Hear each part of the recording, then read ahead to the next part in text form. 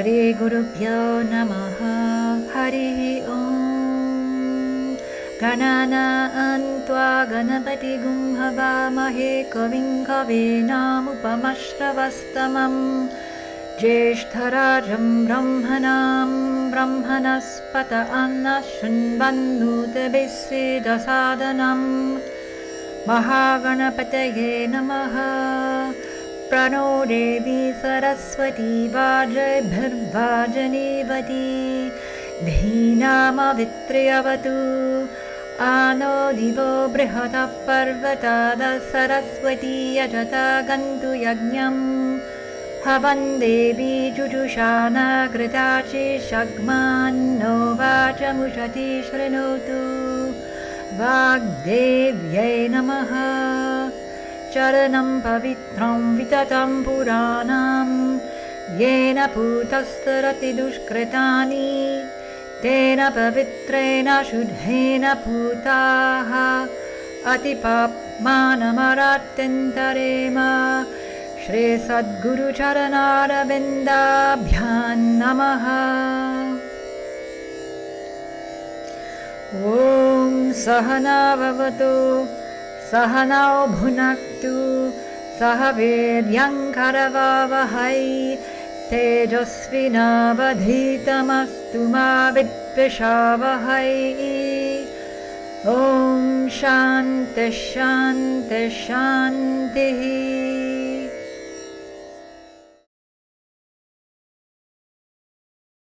So, what is yoga? Do you guys have any idea? Many of us think that yoga is a stretching practice, right? Or that we think it's a way to de-stress. But its roots are so much deeper and vaster than that.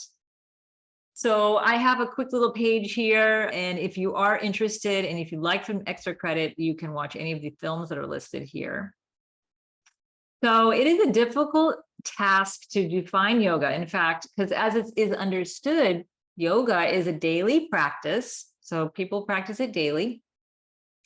That is grounded in an entire philosophical system. And this system teaches a way of seeing the world as a way to comprehend where we come from, why we're here, and what is our purpose as conscious beings. So that's like heavy, right? Those are some heavy questions. And so yoga is rooted in that philosophical system. So in essence, yoga is also, it's a kind of a way of life. So it's not something that you just only do on a mat and then you just go on and do something else. It actually is something that is an entire lifestyle in a sense.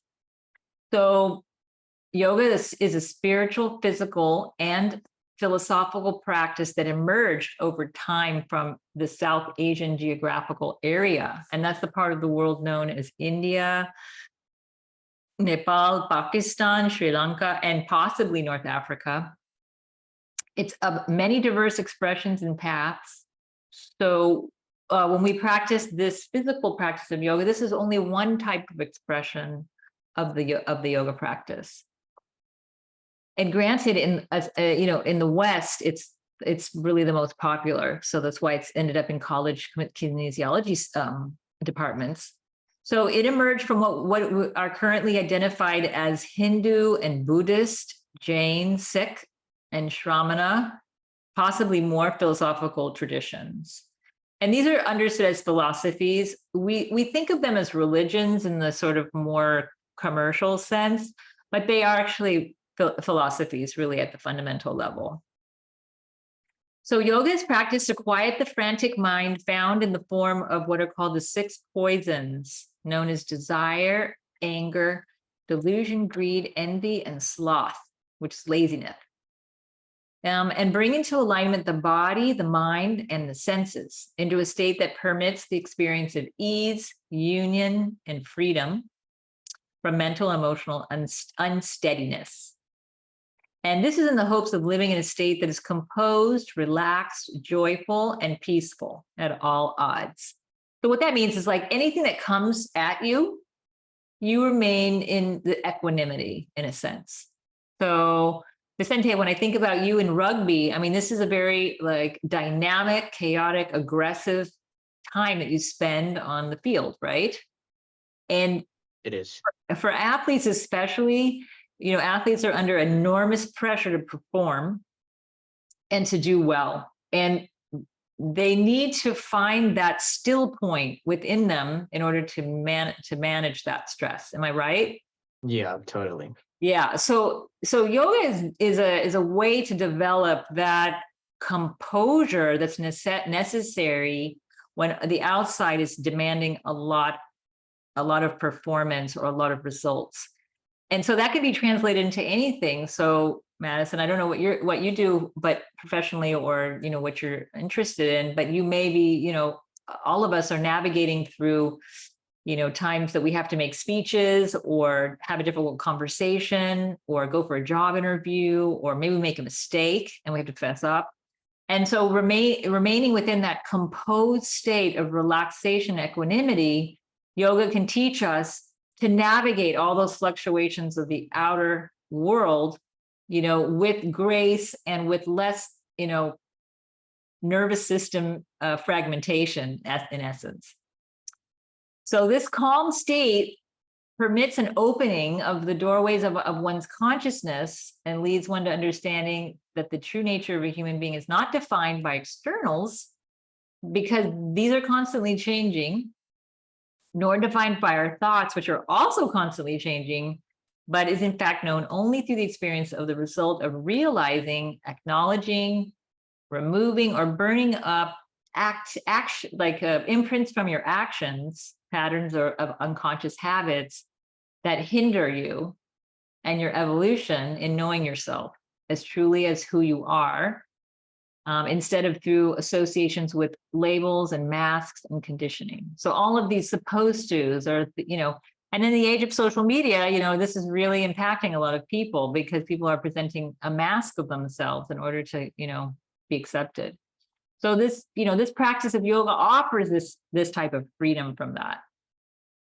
Okay, so from this goal, the yoga practice and it has known by many names: hatha yoga, raja yoga, tantric yoga, karma yoga, bhakti, jnana, kriya. It just goes on and on. And these are all different permutations and expressions of the yoga practice. So it utilizes the body and the living experience to navigate and even transcend the mundane world through outer practices. And these outer practices would be such as, you can study ethics and morality, philosophy. You can connect to the natural elemental world. You can observe the planets, the astronomical system. Like I have a moon shirt on today of the phases of the moon. And our yoga practice can be actually designed around the moon phases. Also, proper relationship to your breath. Yoga encompasses chanting of mantra and different hand shapes, mudras, things called bandhas, which is creating locks of along your muscles, along the spine. Also, techniques of visualization and different cleansing techniques, which we'll do with our breath. A type of proper diet, the use of your senses, and listening, silence, concentration, observing your thoughts, and then also meditation. Okay, so that's just a quick background on the origins and what yoga really is. Some of us have only experienced that it's, moving in the body, and that's awesome too. So in case you're interested, you can go down here. There's a few graphics that just define and describe the journey of yoga. And you can watch a couple films if you'd like, if you're interested in the topic. Okay, let me know if you have any questions. Otherwise, I'll see you soon. Om Ayurdhehi Pranandhehi Apanandhehi Vyanandhehi Chakshurdhehi Shrotrandhehi Manodhehi Vachandhehi Atmanandhehi Pratishthandhehi मान्धेहि मयि धेहि